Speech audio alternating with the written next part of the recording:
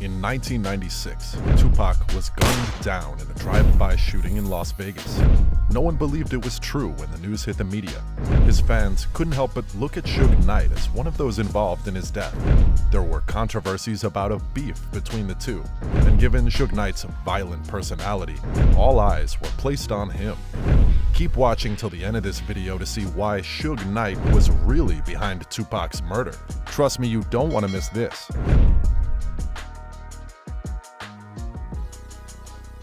Tupac's death. On the night of September 7, 1996, Tupac Amaru Shakur, also known by his stage names Tupac and Machiavelli, was in Las Vegas, Nevada, to celebrate his business partner Tracy Danielle Robinson's birthday, and to attend the Bruce Seldon vs. Mike Tyson boxing match, with Suge Knight at the MGM Grand.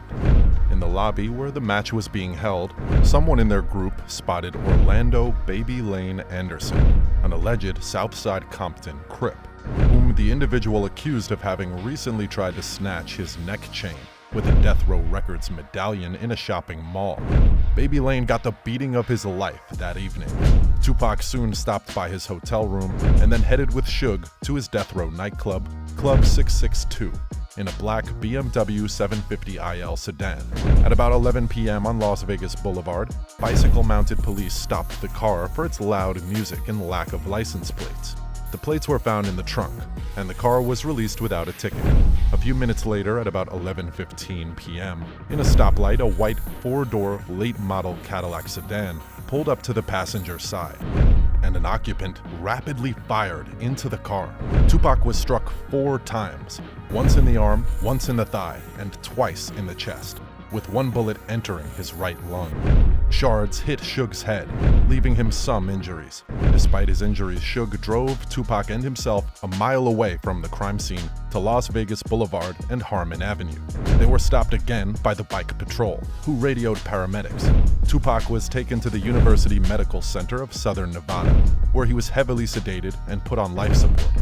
He died of respiratory failure that followed a cardiac arrest due to the removal of his right lung, while in the critical care unit on the afternoon of Friday, September 13, 1996.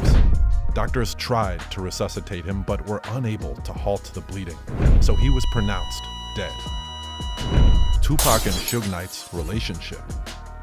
In 1995, Tupac was in Rikers Island on sexual assault charges when LA rap entrepreneur Suge Knight offered to pay his $3 million bail on the condition he signed with Death Row Records.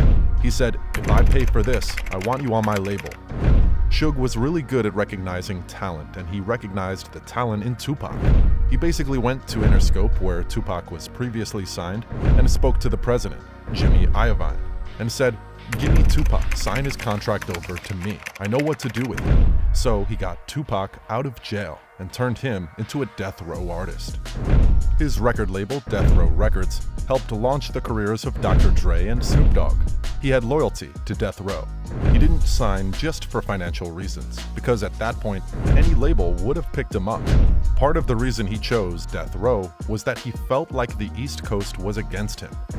When Suge got him out of jail, he went straight to the studio and wrote the album All Eyes on Me, which was released in early 1996 and sold over 5 million units.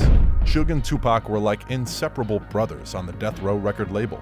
They made so many hit songs together and bowed to no one in the rap industry.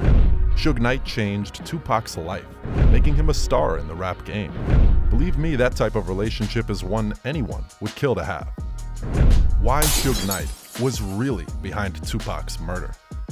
Over time, the record label Death Row grew to produce so much violence. The label was mixed up in a lot of gang wars and beef with other rap artists. Suge is someone who always wanted to instill fear in the minds of anyone he was going against. He was known to be a very violent person, and this in turn reflected on the label. Apparently, Dr. Dre, who was also signed to the label, was getting tired of this violent lifestyle. He was trying to get away from that life, seeing how a lot of his friends were dying, and he didn't want to be next.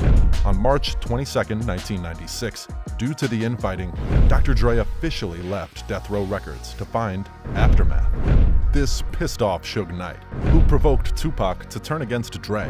One of the many artists with whom the label had beef was Christopher George Latour Wallace, popularly known by his stage names The Notorious B.I.G. and Biggie Smalls. Biggie Smalls was very close to Tupac back in the day. You could even say Tupac was his mentor. They traveled together whenever they were not working. Biggie Smalls was a frequent guest at Tupac's home, and they spent time together when he was in California or Washington, D.C. You could say Biggie Smalls' lifestyle was inspired by Tupac. They were like best friends then, but this sweet friendship later became sour. Biggie Smalls wanted Tupac to take over from Puff, his manager at the time, as Tupac was one of the hottest rap artists then. But he turned down the request, saying, "Nah, stay with Puff, he will make you a star." Biggie Smalls wasn't happy, but he felt that Tupac knew best. Tupac arrived at Times Square's Quad Recording Studios on November 30th, 1994, and was getting ready to head upstairs to where Biggie Smalls and Combs were. But instead, Tupac was gunned down in the lobby, shot 5 times, and robbed of his jewelry. He survived the attack, but believed Biggie Smalls might have something to do with it. A few months later, Biggie's B-side single was a track called Who Shot Ya? Both Biggie and Puff would claim that the song was not aimed at Tupac. He argued that the song says, "I can't believe he would think that I would on him like that." Tupac did everything he could to trash him. Not only did he claim Biggie was behind the shooting, but he argued that his style was a ripoff of his own. Tupac also bragged about sleeping with Faith Evans, Biggie's wife, and how superior he was in hip-hop. Tupac and Suge Knight plotted to bring down Bad Boy Records, Puff's label to which Biggie was signed. The rivalry became more serious when Suge attended a party for producer Jermaine Dupri in Atlanta. During the party, a close friend of Suge was fatally shot. Suge Knight accused Combs, who was also at the party, of involvement in the killing of his friend. Tupac dissed Biggie, Bad Boy Records, and anyone associated with them in his tracks Against All Odds, Bomb First, and Hit 'Em Up. The violence went on until Tupac was murdered. The attack that took his life was initially aimed at Suge Knight, but unfortunately, it was the end of the line for Tupac. Less than a year later, on March 9th, 1997, Biggie Smalls was shot and killed in a drive-by attack in Los Angeles. The police never found any proof linking the murder to Suge Knight, but everyone knew it was his revenge for Tupac being murdered.